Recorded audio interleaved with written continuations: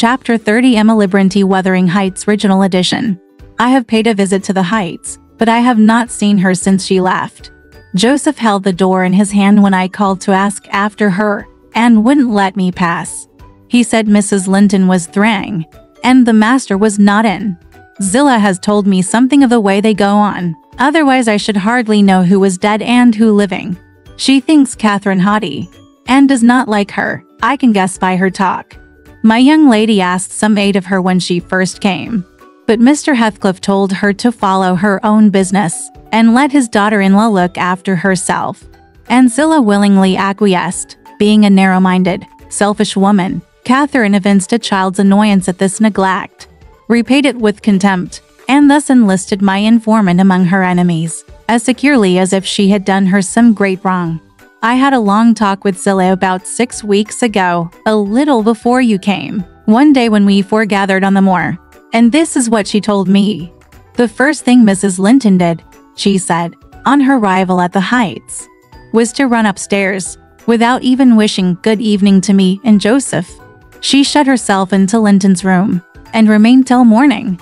Then, while the master and Earnshaw were at breakfast, she entered the house, and asked all in a quiver if the doctor might be sent for. Her cousin was very ill. We know that, answered Heathcliff, but his life is not worth a farthing, and I won't spend a farthing on him. But I cannot tell how to do, she said, and if nobody will help me, he'll die. Walk out of the room, cried the master, and let me never hear a word more about him. None here care what becomes of him. If you do, act the nurse. If you do not, lock him up and leave him. Then she began to bother me, and I said I'd had enough plague with the tiresome thing. We each had our tasks, and hers was to wait on Linton. Mer Heathcliff bid me leave that labor to her. How they managed together, I can't tell. I fancy he fretted a great deal, and moaned hissle night and day. And she had precious little rest. One could guess by her white face and heavy eyes. She sometimes came into the kitchen all wildered-like, and looked as if she would fain beg assistance. But I was not going to disobey the master. I never dared disobey him, Mrs. Dean. And, though I thought it wrong that Kenneth should not be sent for, it was no concern of mine either to advise or complain, and I always refused to meddle. Once or twice, after we had gone to bed, I've happened to open my door again and seen her sitting crying on the stairs top. And then I've shut myself in quick, for fear of being moved to interfere. I did pity her then, I'm sure, still I didn't wish to lose my place. You know. At last, one night she came boldly into my chamber, and frightened me out of my wits, by saying, "Tell Mer Heathcliff that his son is dying. I'm sure he is. This time, get up, instantly, and tell him." Having uttered this speech, she vanished again. I lay a quarter of an hour listening and trembling. Nothing stirred. The house was quiet. She's mistaken, I said to myself. He's got over it. I needn't disturb them. And I began to doze. But my sleep was marred a second time by a sharp ringing of the bell, the only bell we have, put up on purpose for Linton. And the master called to me to see what was the matter, and informed them that he wouldn't have that noise repeated. I delivered Catherine's message. He cursed to himself, and in a few minutes came out with a lighted candle, and proceeded to their room. I followed. Mrs. Heathcliff was seated by the bedside, with her hands folded on her knees.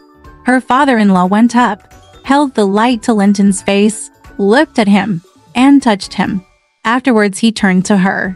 "Now, Catherine," he said, "how do you feel?" She was dumb. "How do you feel, Catherine?" He repeated. "He's safe, and I'm free," she answered. "I should feel well, but," she continued, with a bitterness she couldn't conceal, "you have left me so long to struggle against death alone, that I feel and see only death. I feel like death." And she looked like it, too. I gave her a little wine. Hareton and Joseph, who had been wakened by the ringing and the sound of feet, and heard our talk from outside, now entered. Joseph was fain, I believe, of the lad's removal. Hareton seemed a thought bothered, though he was more taken up with staring at Catherine than thinking of Linton. But the master bid him get off to bed again. We didn't want his help. He afterwards made Joseph remove the body to his chamber, and told me to return to mine, and Mrs. Heathcliff remained by herself. In the morning, he sent me to tell her she must come down to breakfast. She hadn't dressed, and appeared going to sleep, and said she was ill, at which I hardly wondered. I informed Mr. Heathcliff, and he replied, "Well, let her be till after the funeral, and go up now and then to get her what is needful. And, as soon as she seems better, tell me." Kathy stayed upstairs a fortnight, according to Zillah, who visited her twice a day, and would have been rather more friendly. But her attempts at increasing kindness were proudly and promptly repelled. Heathcliff went up once, to show her Linton's will. He had bequeathed the whole of his, and what had been her, movable property to his father. The poor creature was threatened, or coaxed, into that act during her week's absence, when his uncle died, the lands, being a minor, he could not meddle with. However, Mer Heathcliff has claimed and kept them in his wife's right, and his also, I suppose legally, at any rate.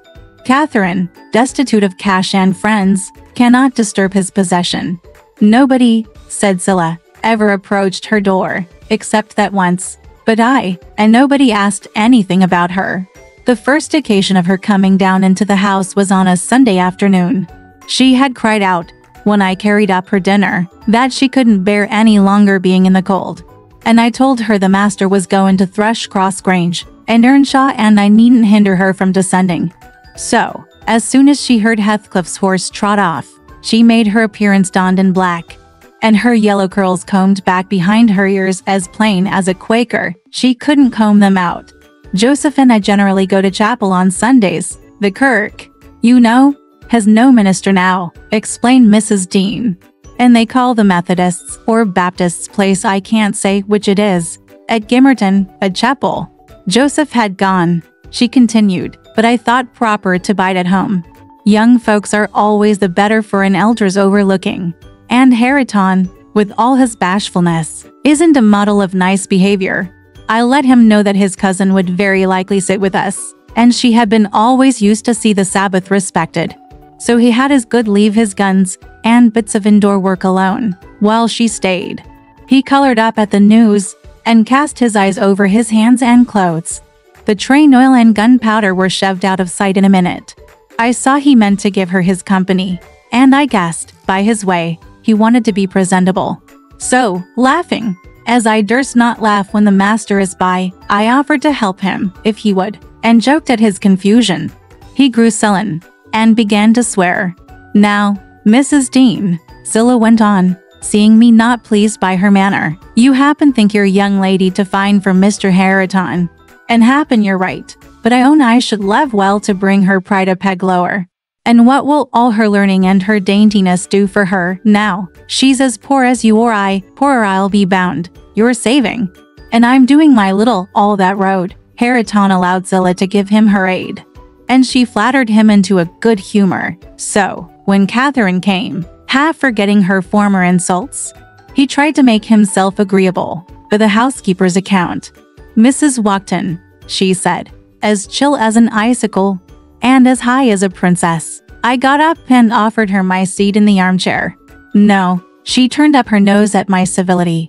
Earnshaw rose, too, and bid her come to the settle, and sit close by the fire. He was sure she was starved. I've been starved a month and more, she answered, resting on the word as scornful as she could.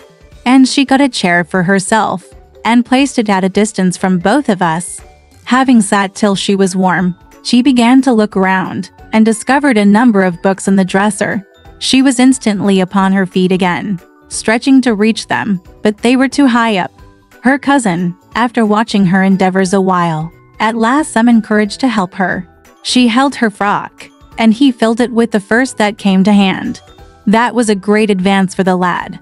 She didn't thank him, still, he felt gratified that she had accepted his assistance, and ventured to stand behind as she examined them, and even to stoop and point out what struck his fancy in certain old pictures which they contained. Nor was he daunted by the saucy style in which she jerked the page from his finger. He contented himself with going a bit farther back, and looking at her instead of the book. She continued reading, or seeking for something to read. His attention became, by degrees, quite centered in the study of her thick, silky curls.